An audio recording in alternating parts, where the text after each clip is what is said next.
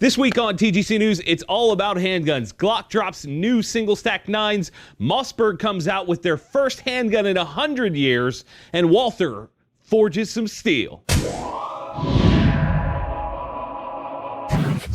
TacPack is an enthusiast subscription service that is focused on bringing you stuff you need straight to your door on a monthly basis. Every month is different, and you can be met with gun parts, accessories, cleaning gear, or even some bigger and cooler shenanigans. And because you're watching TGC, if you use the code TGC Knife, you'll get a free folding knife, TGC Tool, and you'll get a free pocket-sized multi-tool. And TGC Grip will get you a free AR grip.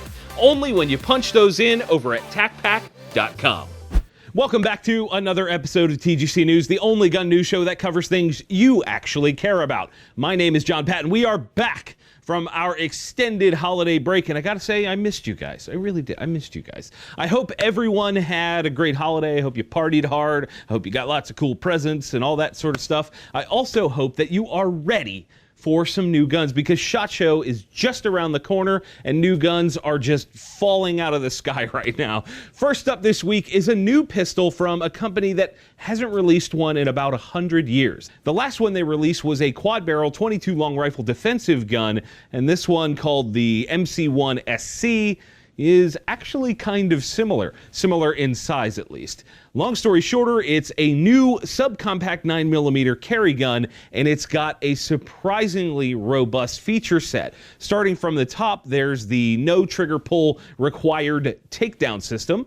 That seems to be a more popular thing as time goes on because of safety concerns. Then you have the stainless steel slide with a bunch of serrations and DLC coating. Inside that is a 3.4-inch barrel with the same coating. The polymer frame features some texturing in specific areas, although I'm not really sure if people are going to know where to grip it without that grip zone indicated like Springfield.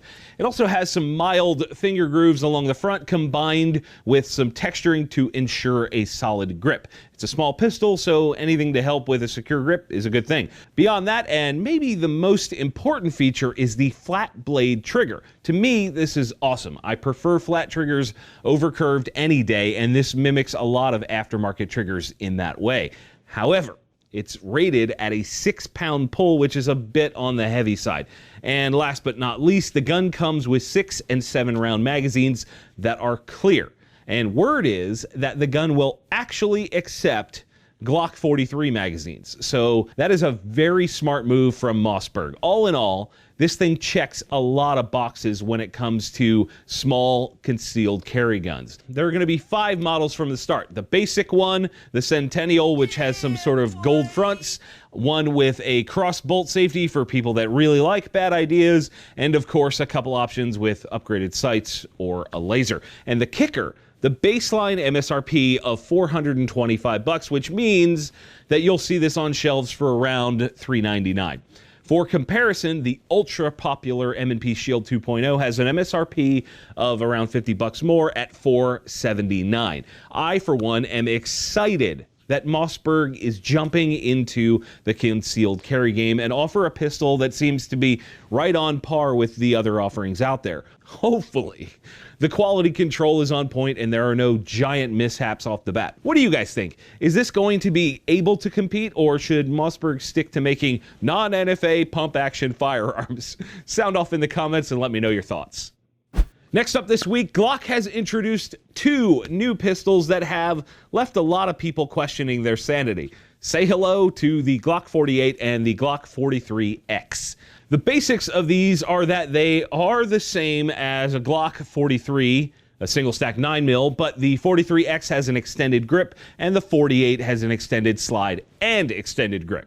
So basically, Glock is trying to unlock the achievement for making a 9mm in every possible configuration. But seriously though, the Glock 48 is essentially a single stack Glock 19, and the 43X is a single stack 19 with a Glock 26 length slide on top. They both have silver slides and front cocking serrations. Other than that, they are exactly the same as you would expect from any Glock. And although the social medias were all up in arms about these guns, I can't say they don't make sense to me. The demand for concealable guns is huge.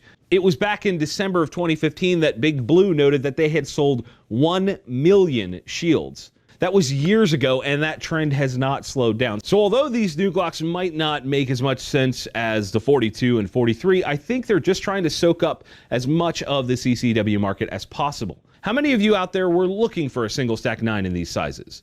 If you were, would you pick the Glock over the other offerings out there? You know the drill. Sound off in those comments. And it's now time for a few rehashed ideas that are actually better than the originals. First up, Walther just released a new version of the PPQ Q5, which is their competition of the PPQ. This time, though, it comes with a steel frame. Hallelujah! I love the Q5, and getting a more controllable, competition-friendly version with a steel frame is kind of awesome. I'm really actually excited about this.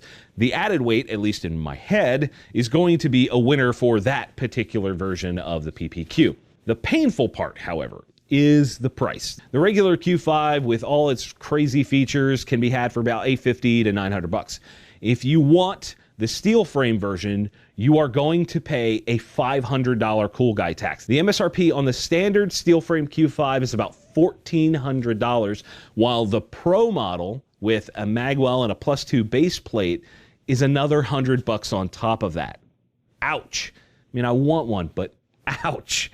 Next up, a company called Standard Manufacturing, best known for the DP12 double barrel pump action shotgun, has just rehashed a gun they announced originally back in 2017.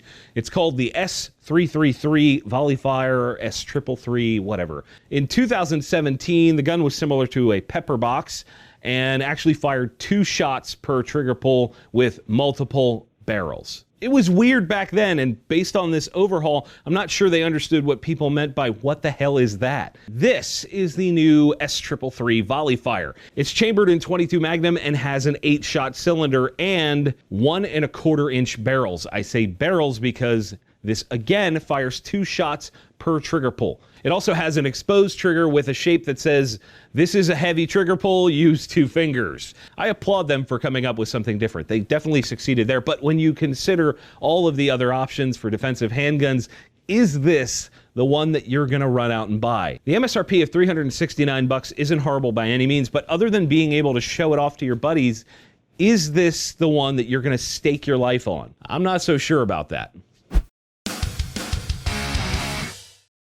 Our Guntuber of the week is someone that has been putting in a lot of work in recent months. I've watched his channel grow and evolve a lot recently because he keeps putting out good, honest, and well-produced content. It's a blend of reviews, shooting, and gear videos.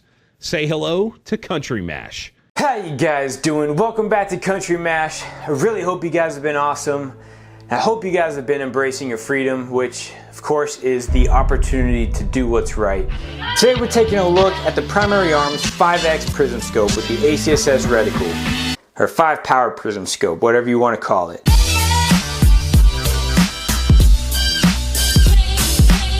I'm a little bit bummed I even have to make this video today, but we're talking about something that's actually pretty cool and it's very innovative. It's called the Cali Key.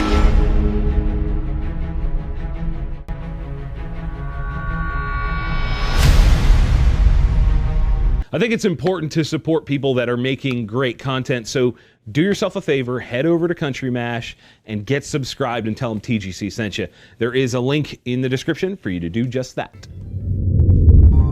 NeoMag offers a slick solution to discreetly carrying a spare magazine securely in your pocket. Available in small, medium, and large to hold anything from 380 to 10 mil. Also now available are the extended clip versions, which allow you to carry deeper in your pocket or carry your spare mag with an extension.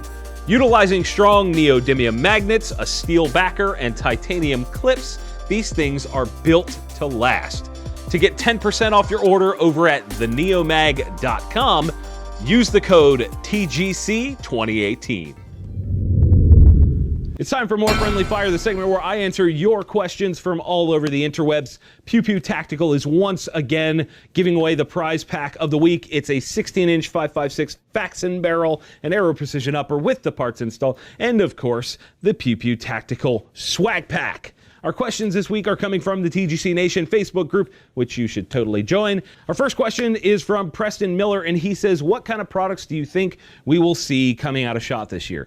6 months ago, I would have told you it's all going to be bolt guns. That's going to be the thing. But now it looks like we are going to see a bunch of new handguns hitting the market in all shapes and sizes, as well as the bolt guns. Patrick Paul says, John, do you reload? What equipment do you recommend for somebody that's just getting started? I actually used to reload, but I started becoming so short on time and focusing on TGC that I've been actually getting rid of some of my reloading gear to people that are actually going to use it. The way I describe entry-level reloading is this. Get at least 2 different books with recipes and guides on all that sort of stuff on how to do it. Get yourself a single stage or turret press that only handles 1 round at a time, and take your time. A budget of somewhere between $500 and $1,000 will set you up really nicely. The press, the dies, the accessories that you may need to go with it, bullets, powder, primers, all of that. You could also look into a channel called Ultimate Reloader on YouTube, or Johnny's Reloading Bench, or a few others, or just hop on some kind of forum. There is a mountain of good information out there on how to get started. Our question of the week and winner of the Pew Pew Tactical Prize Pack, link in the description for PPT, is Joe Sharp Jr. And he says, how do we get the gun community to come together and defeat the anti-gunners? You know, sometimes I wonder if we are our own worst enemy. We spend so much time tearing down those that disagree within our own community that we might be misplacing our fighting efforts.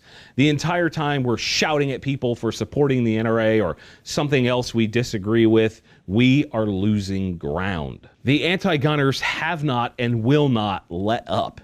While we're doing this, they're fighting. In order to prevail, we have to put that crap aside and just move in the same direction. Instead of worrying about the frustrations coming from the heads of the NRA or what Trump is saying with Kanye West or some other nonsense or whatever some douchebag on social media is saying, worry about what you specifically are doing to stop the onslaught. Get out there and go get involved. Start an event. Go protest somewhere. Go talk to your elected representatives. Get on the phone with them, whatever it might be.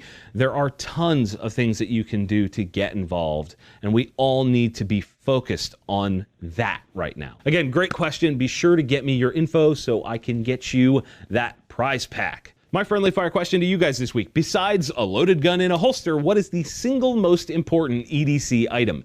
Sound off in the comments and let me know your thoughts. And hey, you. If you want to ask a friendly fire question, send it to me over on theguncollective.com. And that is it for this week's show, guys. If you enjoyed it, hit like. If you didn't, hit dislike and let me know why down in the comment section below. Be sure to check out all the links down in the video description. And as always, thank you all for watching. We'll see you soon. This week on TGC News, it's all about handguns. Glop drops a new thing. Glop. The shirts worn in today's video on the Gun Collective have been provided by Patriot Patch. Closed captions have also been brought to you by Patriot Patch Company. Be sure to click the link in the video description to check out all of their great products, including their cleaning mats.